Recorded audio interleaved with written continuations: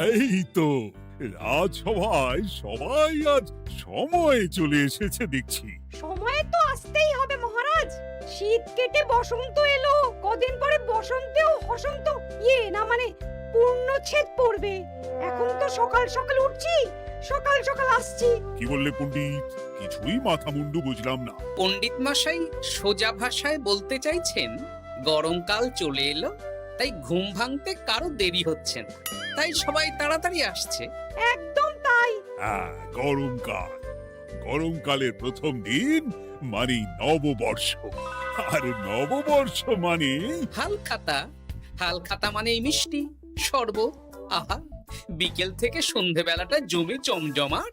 তাহলে তো সেদিন গোপালেরই দিন, হ্যাঁ? ভরপেট মিষ্টি ভোজন, হ্যাঁ? মিষ্টি নোনতা সবই হয়। যে কটা জায়গায় নিমন্ত্রণ পাই সব দোকানে কিছু অগ্রিম দিয়ে হালখাতা চালু করি, আর তারপর শুরু হয় ভুরিভোজ। এটা অত বড়াই করে বলার মতন কিচ্ছু না। আমি প্রত্যেকটা দোকানে ধার মিটিয়ে শোধ করে আসি, কোথাও কোনো ঋণ থাকে না। নতুন বছর নতুন জীবন, দেশ বিদেশ থেকে যে কত নিমন্ত্রণ আসে সে আর কি বলবো। দেশ বিদেশ থেকে নিমন্ত্রণ আসে আপনার? সত্যি কথাই বলছি, আমার বাড়িতে কত নিমন্ত্রণ আসে জানো? জানলে তোমার চোখ কপালে উঠবে। বাবা, বাবার কিছু নেই, খরচ করতে হয়, বুঝলে? তোমার মতন কিপটে নাকি? তাহলে সব নিমন্ত্রণ আপনি নিজে গিয়ে রক্ষা করেন? রক্ষা করিবই কি, ধার দেনা না থাকলেও অগ্রিম দিয়ে খাতা খুলে আসি। বাবা,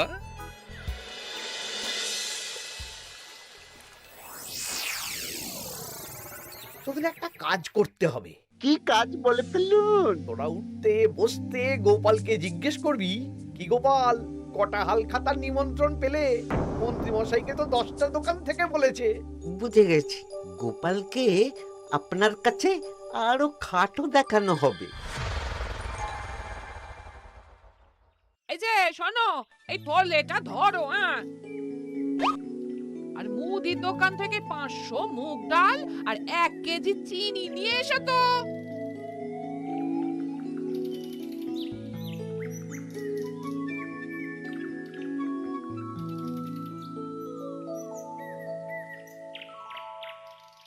আরে গোপাল চন্দ্র যে, তা কোথায় যাওয়া হচ্ছে?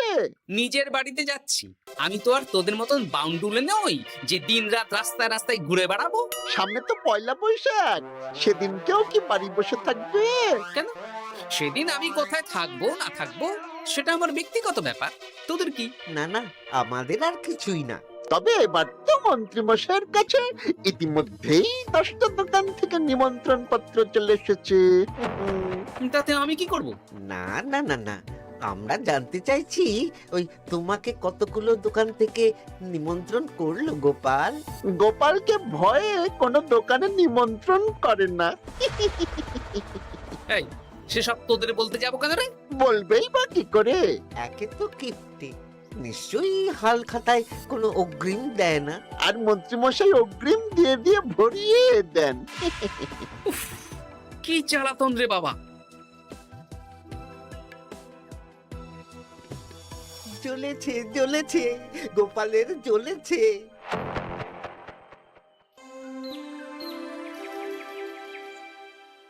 তা কি খবর বলো?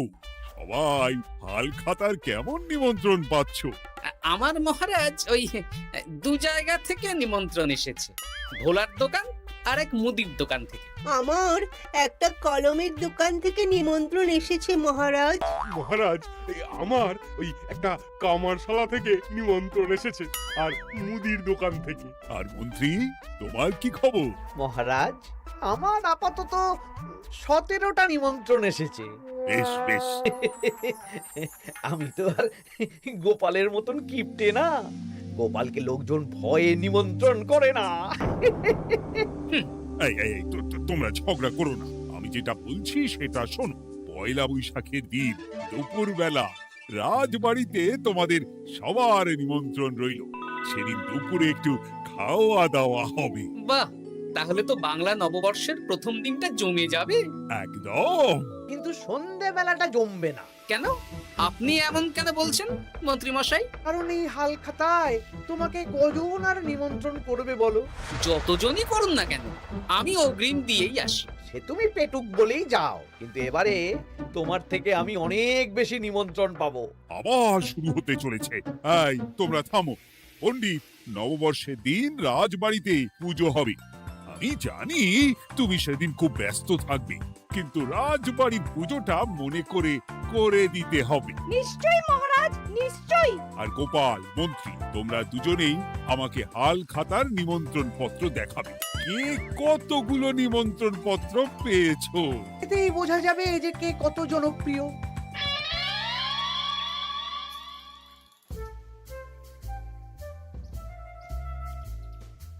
কি গো, তুমি সেই তখন থেকে পায়চারি করছো যে? খাবারটা তো জল হয়ে গেল গো। গিন্নি, আমাকে কিছু একটা করতেই হবে বুঝলে। মন্ত্রী মশাই দিন রাত আমার পিছনে লেগে আছে। আরে কি হয়েছেটা কি? হ্যাঁ, উনি বলছেন উনি নাকি কৃষ্ণনগরের সবচেয়ে জনপ্রিয়, তাই ওনার কাছে নববর্ষের হাল খাতায় সবচেয়ে বেশি নিমন্ত্রণ আসে। হাল খাতার নিমন্ত্রণ দিয়ে কি জনপ্রিয়তা বিচার করা যায় নাকি? কে কাকে একটা চিঠি পাঠালো আর সে মহান হয়ে গেল? হ্যাঁ, ঠিক বলেছ গিন্নি, চিঠিতেই কাপ করো। দিন রাত উঠতে বসতে কথা শোনানো, আমি দেখাবো মজা। এই বলি, তুমি কি করবে? এবারে খেলা জমবে, মজা হবে।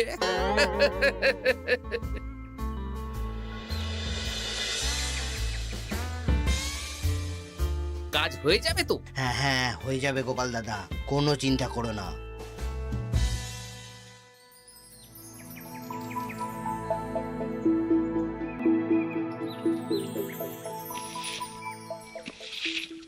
ও দিদা, আমরা তো তখন থেকে এখানে দাঁড়িয়ে আছি। দাদু কোথায় গো? তোদের দাদু আসছে আসছে, বলি এক্ষুনি চলে আসবে। হ্যাঁ, এই তো চলে এসেছি। বলো দাদু, এত সকাল সকাল তুমি আমাদের ডাকলে? এই নে, এই নিমন্ত্রণ পত্রগুলো মন্ত্রীকে দিয়ে আয়, আর বলবি যেমন বলছি তেমন কর, কোনো বাড়তি কথা বলবি না। মন্ত্রী মশাই আমাকে অনেক অপমান করার চেষ্টা করেছে, এবার আমিও মজা দেখাচ্ছি। হ্যাঁ, ঠিক আছে দাদু, তুমি যেমন বলছো আমরা তেমনই করছি। চল তাহলে মন্ত্রী মশাইয়ের বাড়ির দিকে যাই।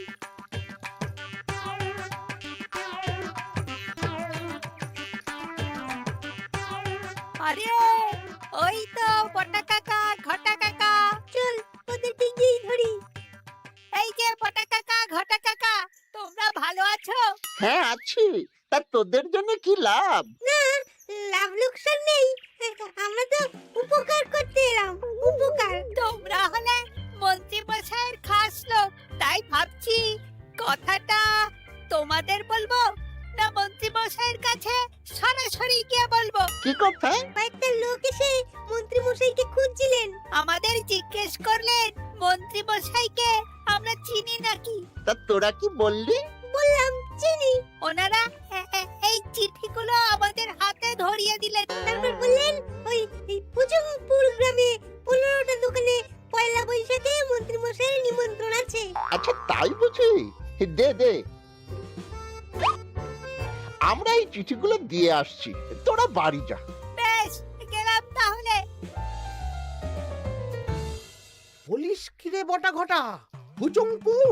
হ্যাঁ এই দেখুন না, রং বেরঙের নিমন্ত্রণ পত্র। বাবা, জন্মে ফুচুংপুরের নামই শুনিনি, যাওয়া তো দূরের কথা, তাও আমাকে পয়লা বৈশাখে নিমন্ত্রণ করেছে। তার মানে আপনি কত জনপ্রিয় ভাবতে পারছেন? হ্যাঁ, অতুলনীয়, অভাবনীয় জনপ্রিয়তা। এই আনন্দে আমাদের কিছু খাওয়ান। এখন কি খাওয়াবো? নববর্ষের দিন তো অনেক মিষ্টি পাবো, সেদিনকে প্রাণ ভরে খাস। বেশ, আপনি তাহলে চটপট নিমন্ত্রণ পত্রগুলো দেখে নিন। এ কি, মন্ত্রী এখনো এলো না যে? হয়তো উনি খুব ব্যস্ত। যাই হোক, শোনো গোপাল, তোমাদের তো আগেই বলেছি এবছর রাজবাড়িতেও নববর্ষের দিন লক্ষ্মী গণেশ পুজো হবে। হ্যাঁ মহারাজ, তা তো বলেছেন। তা তোমাকে একটা দায়িত্ব দিতে চাই। বলুন মহারাজ। কি দায়িত্ব? তুমি মৃৎশিল্পী ভাইয়ের সাথে দেখা করে একবার খোঁজ নিয়ে আসবে প্রতিমা বানানোর কাজ কত দূর হলো। আচ্ছা মহারাজ, হে আর এমন কি কাজ, আমি আজকেই খবর নিয়ে নেব। ক্ষমা করবেন মহারাজ, আজ রাজসভায় আসতে একটু দেরি হয়ে গেল। কেন আজ হঠাৎ করে দেরি কেন? কি হয়েছিল তোমার? জ্বর, বমি না পেটের ব্যামো? জনপ্রিয়তা মহারাজ, আমার জনপ্রিয়তা দিনের পর দিন বেড়েই চলেছে। হুজুমপুর রাজ্যের 15টা দোকান থেকে আমি হালখাতার নিমন্ত্রণ পেয়েছি। ভাবা যায়? বাবা, ওই রাজ্যে যাওয়া তো দূর, নামও কোনোদিন শুনিনি। হুজুমপুর। এ 200 মাইল দূরের রাজ্য। চিঠিগুলোতে বিশদে ঠিকানা লেখা আছে। বাবা, বিশাল ব্যাপার তো। তা গোপাল, তুমি কতগুলো নিমন্ত্রণ পেলে? আমি পেয়েছি, বেশ কিছু পেয়েছি মন্ত্রী মশাই। দেখবো নববর্ষের দিন দেখবো তুমি কতগুলো নিমন্ত্রণ পেয়েছো। আমি এই রাজ্য ভিন রাজ্য সব জায়গায় যাব, হালখাতায় অগ্রিম দেব আর মিষ্টি খাবো। বেশ, ঠিক আছে।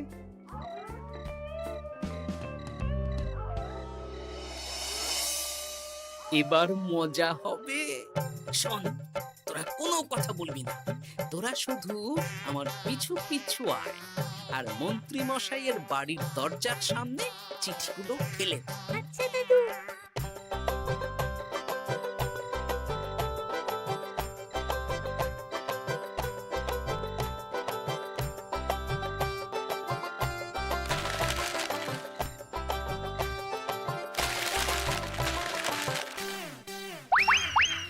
বল এবার তোমার দিকে। ঠিক বলেছিস, মন্ত্রী মশাই উঠতে বসতে অনেক অপমান করেছেন। ওনার জনপ্রিয়তা বেশি, তাই ওনার অহংকার। অহংকারে মাটিতে পা পড়ছিল না, তাই না দাদু? একদম তাই। শোন, কালকে দুপুর বেলাও চুপি চুপি আসবো, কেমন? দুপুরে যখন মন্ত্রী মশাই ভাত ঘুম দেবেন ঠিক তখন। চল এখন বাড়ি যাই।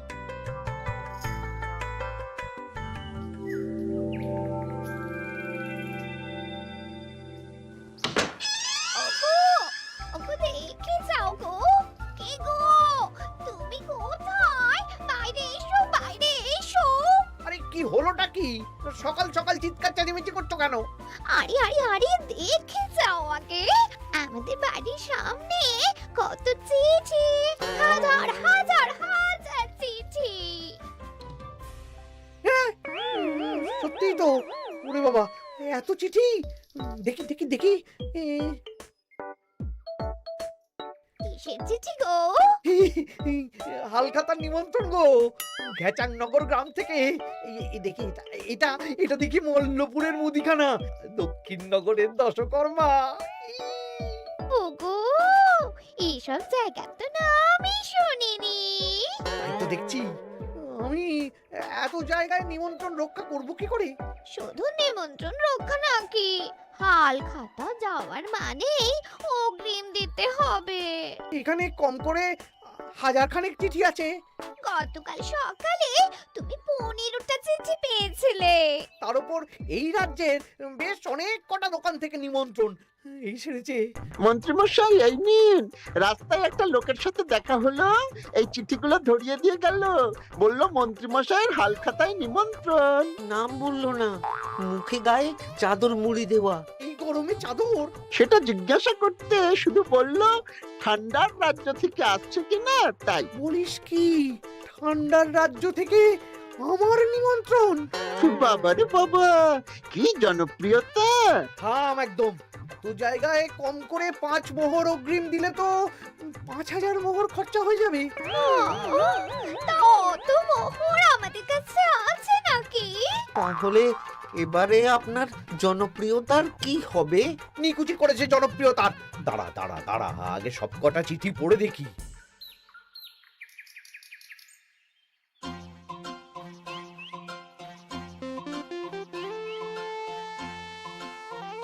আরে এই তো পটো ভাই, তোমার বাড়িতে যাচ্ছিলাম।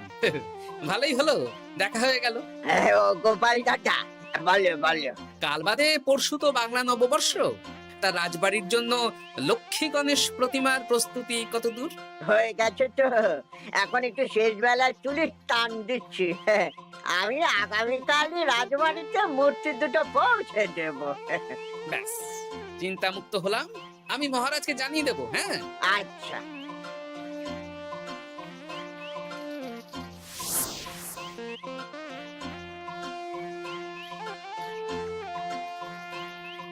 পুটির বাবা, তোমাকে সকাল সকাল যে কাজটা করতে বলেছিলাম সেটা করেছো তো? হ্যাঁ গোপাল দাদা, সব চিঠি বটা ঘটার হাতেই ধরিয়ে দিয়েছি। তা তোমাকে চিনতে পারেনি তো? না না, চিনবে কিভাবে? আমি তো চাদর মুড়ি দিয়ে দেখা করেছি। এই চাদরটা? হ্যাঁ। তাহলে এটা এখনো গায়ে দিয়ে মুখ খুলে ঘুরছো কেন? হ্যাঁ, এক্ষুনি খোলো খোলো খোলো। ঠিক বলেছো। দুপুরবেলা অনেক কাজ আছে। কি কাজ? শোনো। আচ্ছা। কি মুশকিল, এখন এতগুলো চিঠি আমাকে একা পড়তে হবে। তাহলে এখানেই বসে থাকো, বুঝলে? খাও দাও আর ছিছি পড়ো।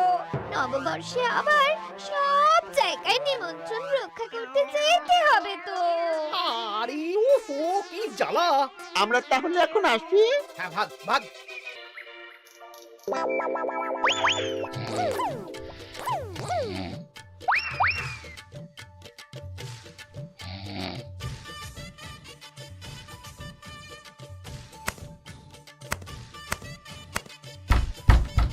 কে রে? এবার মন্ত্রী মশাইয়ের মাথা কাজ করবে না। এত চিঠি গুনতেই পারবেন না। ওরে বাবা রে, আমার কান্না পাচ্ছে। এখানে তো পাহাড় সমান চিঠি। কোথা থেকে না কোথা থেকে আমাকে নিমন্ত্রণ করছে। তুমি এত জায়গায় যাবে কি করে? আমি বুঝতে পারছি না। ঢোকাও ঢোকাও, সব চিঠি ঘরে ঢোকাও।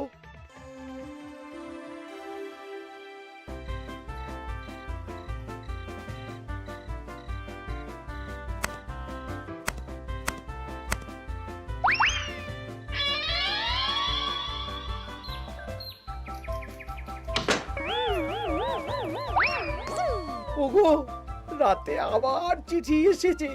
এবার আমি কি করব? আজ বাদে কাল নববর্ষ। এত জায়গায় অগ্রিম দেওয়া তো দূর, যেতে গেলেও তো আমাকে ঘর বাড়ি বেচতে হবে। পড়ো পড়ো চিঠি পড়ো, পড়ে যাও। আচ্ছা, আমাদের রাজবাড়ির পুজোর লক্ষ্মী গণেশ ঠাকুর প্রতিমা চলে এসেছে। মনে আছে তো? হ্যাঁ মহারাজ, মনে আছে। আগামীকাল সকাল সকাল পুজো করব। কিন্তু মন্ত্রী যে এলো না এখনো। উনি এত নিমন্ত্রণ পেয়েছেন যে পড়ার সময় পাচ্ছেন না মহারাজ। রাজসভায় আসতে পারলে হয়। বাবা বাবা বাবা, এত নিমন্ত্রণ! আমিও লোক মুখে শুনলাম উনি নাকি হাজার হাজার নিমন্ত্রণ পাচ্ছেন। দিন রাত বস্তা বস্তা নিমন্ত্রণের চিঠি আসে। বাবা বাবা, এ তো আজব ব্যাপার।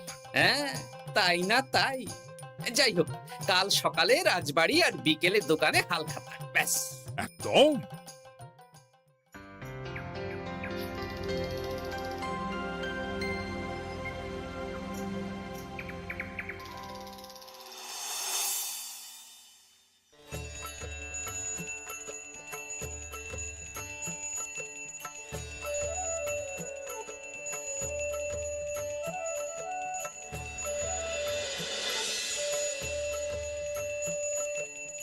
শুভ নববর্ষ মহারাজ। শুভ নববর্ষ।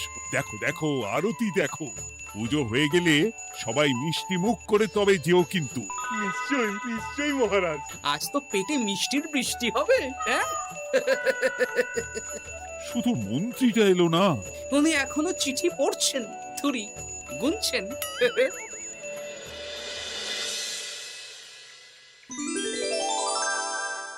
আমার কি সৌভাগ্য! রাজবাড়ির সবাই আমার দোকানে হাল খাতা করতে এসেছে। শুধু মন্ত্রী মশাই আসেন। হ্যাঁ, ওকে কদিন ধরে রাজসভাতেও দেখছি না। ভোলা, এই নাও তোমার অগ্রিম।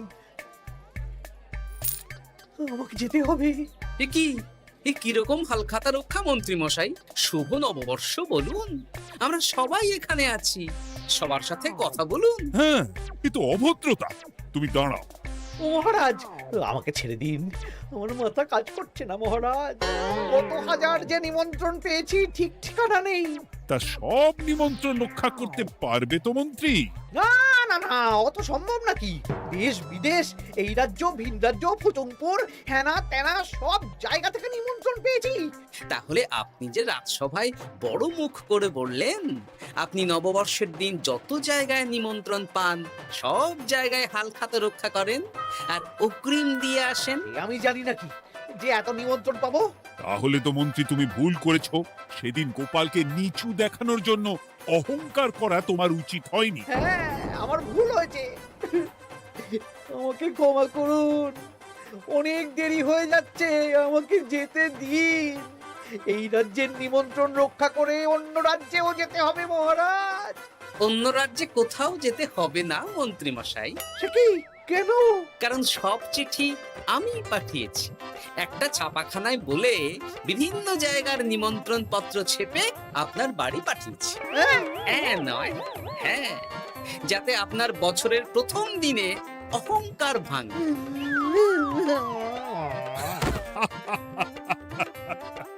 বলো বলো সবাই, শুভ নববর্ষ। শুভ নববর্ষ।